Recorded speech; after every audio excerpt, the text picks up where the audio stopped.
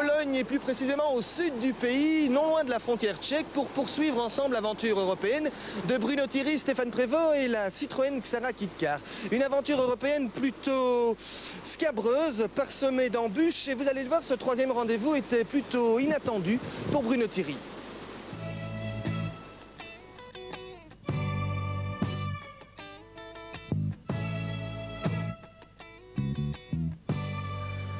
Les épreuves se suivent et ne se ressemblent pas dans cet épineux championnat d'Europe 2000. Bruno Thierry va devoir à nouveau adapter sa Citroën Xara Kit-Car aux vicissitudes d'un terrain neuf.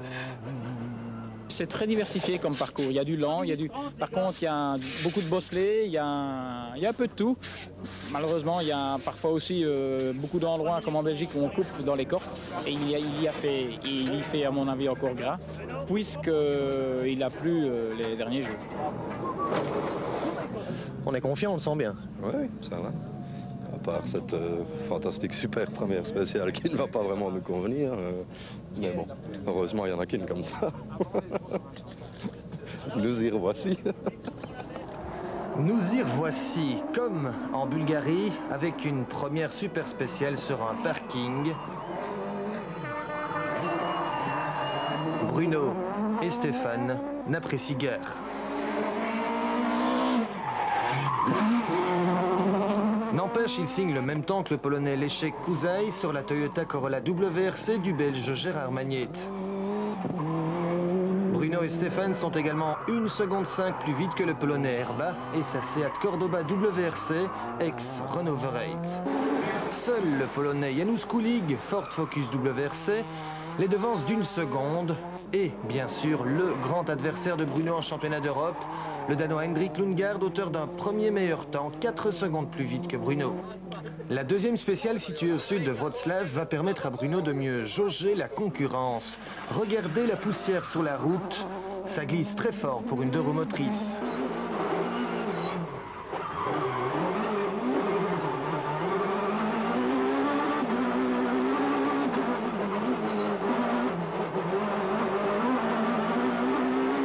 En 20 km, Bruno concède 3 secondes 8 à Kuzaj, 8 secondes à Lundgaard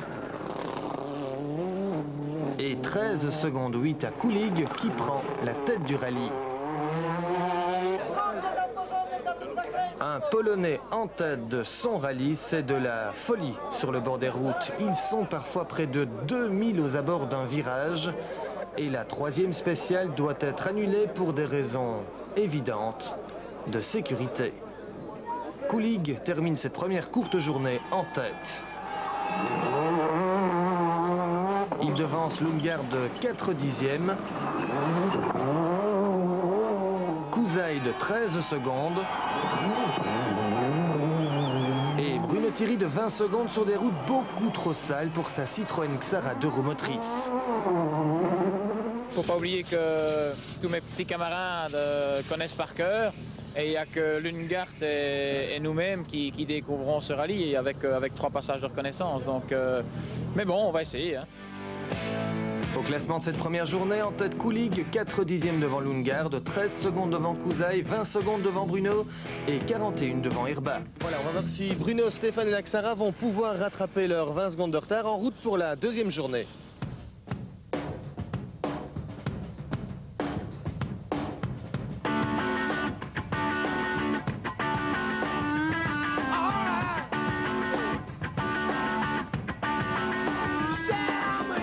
La première spéciale du jour est bien sèche et Bruno signe son premier meilleur temps.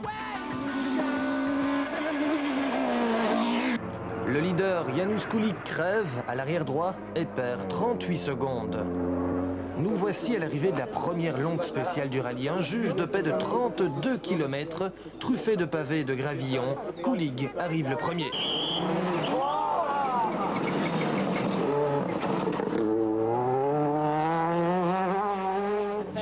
Punk shaft on the right rear and we have bad time. I don't know, we try now pushing, but it's very hot. The stage was very long. I think we'll be okay. Kulig connaît cette spéciale de Jedlina par cœur. Lundgaard, lui, la découvre. C'est ici qu'il ne doit pas perdre trop de temps sur le pilote polonais. We were not very safe on the notes. The notes was not 100%. But it's normal when you do a stage for the first time, you know. Some places you could just go flat out, but we lifted off a lot. But we are faster than Kulig. Huh? You are faster? Yes, but we could do a lot faster. Yeah. Le grand Danois moustachu réussit quand même l'exploit de battre Kulig de 6 dixièmes. Le Polonais Kuzaj, qui connaît par cœur lui aussi, va-t-il faire mieux? Yes, very hard. I stay this 300 meters. Yeah? Yeah, my time is not good. Son temps n'est pas bon, l'échec n'a pas bien roulé, il concède 5 secondes 5 à Lundgaard, là où il comptait lui infliger une correction. On est inquiet pour Bruno Thierry car les pavés et la terre ramenés par les premiers sur la route sont la hantise d'un pilote en euromotrice. Bruno s'applique pour perdre le moins de temps possible.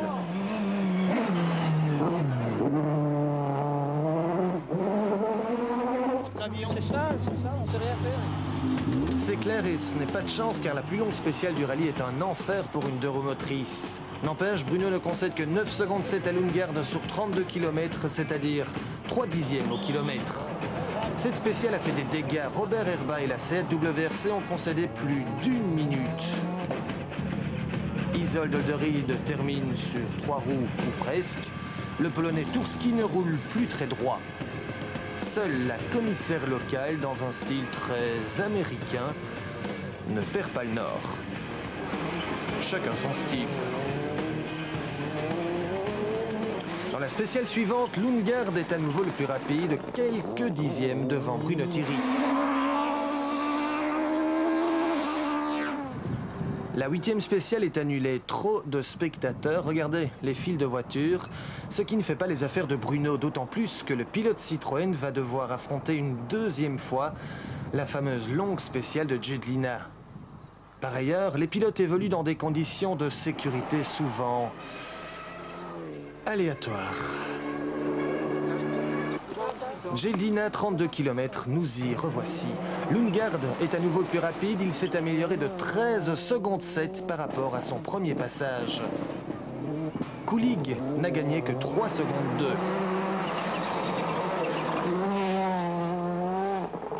Kuzaj, 8 secondes 5.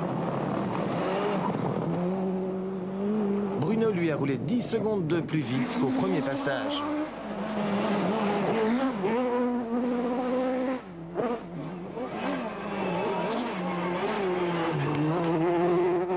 Qu'est-ce que ça glisse, Bruno? Je ne vous le fais pas dire, mais moi je peux vous le confirmer. Vous étiez sur les pavés. Eh oui, aux intermédiaires, 2-3 km avant les pavés, j'étais seulement, par exemple, 3 secondes derrière Gulick.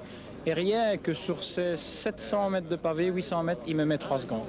Qu'est-ce que vous voulez que je fasse? Mais bon, on limite bien, hein. Je dois dire que vraiment la voiture maintenant on est très bien en réglage, on a enfin trouvé un bon setup suspension pour les bosses. Bruno est vraiment top, mais bon, des relances de la terre, des pavés et tout, c'est pas bon pour une euromotrice, donc on subit, mais c'est comme ça. Lundgaard et sa Toyota terminent la deuxième journée en tête, 28 secondes d'avance.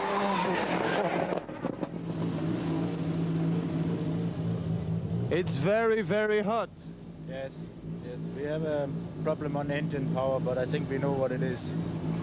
Lundgaard a de ce fait concédé 3 scratchs à Kulig, dont l'avance sur Kuzaj n'est que de 7 secondes. 8 secondes derrière, Bruno se bat pour garder le contact.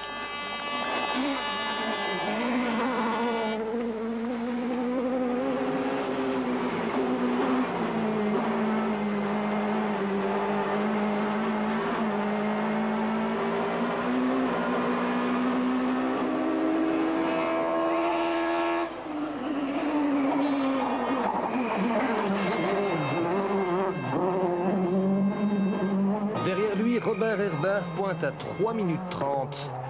Mais Bruno préférerait avoir cette avance sur les 3 larrons qui le précèdent. Est-ce qu'on peut? Pas le choix.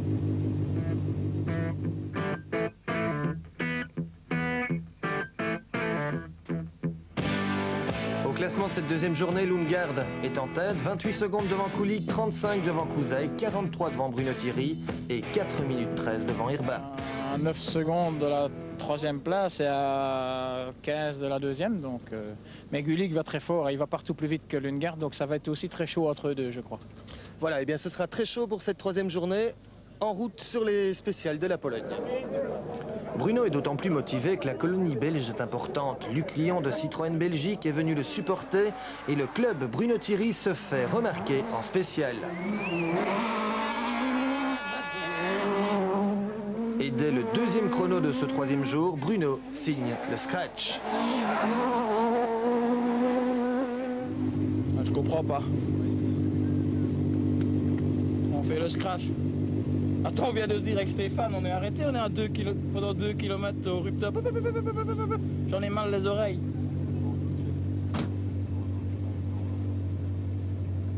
Ça va? Oui, là on est étonné. Hein. Un scratch d'autant plus important que Kusaï est parti en tête à queue et qu'il concède provisoirement sa troisième place à Bruno. Le Polonais est de très mauvaise humeur. I stay in the stage. Out of the road. Kusaï essaye de répliquer dans la spéciale suivante. Ici, ça passe tout juste. Un peu plus loin, ça ne passera plus.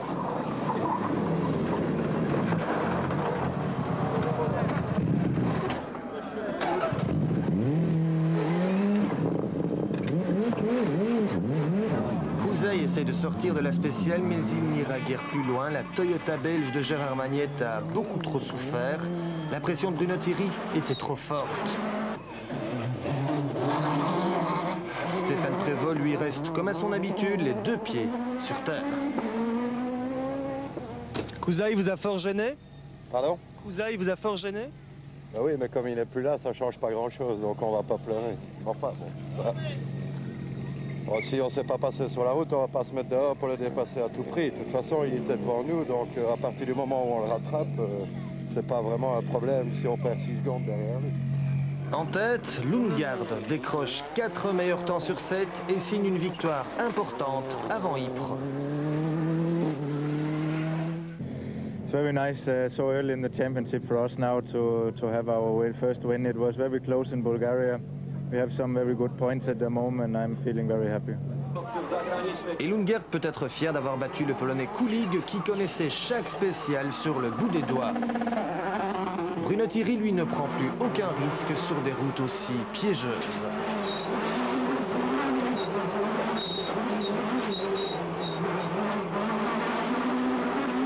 Il termine 3e et conserve la tête du championnat d'Europe.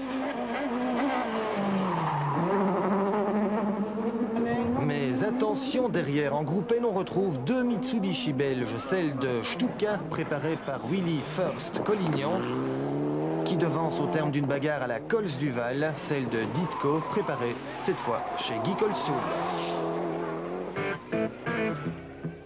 Troisième du Red Polski, derrière Lundgaard et Kulig, Bruno Thierry ne pouvait espérer mieux. Bruno va donc aborder le prochain rendez-vous, Ypres en tête du championnat d'Europe. Jamais une 2 roues motrices n'a marché à Ypres. Demandez à Chris Pinson, demandez à Jean-Pierre Van der Weer.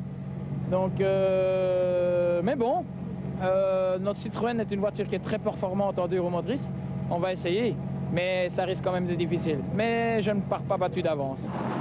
Bruno Thierry, dont la dernière participation à Ypres remonte à 1997, où il terminait 2e au volant de la Subaru 4 roues motrices de Gérard Magnette. À Ypres, Hendrik Lundgaard sera un peu comme chez lui.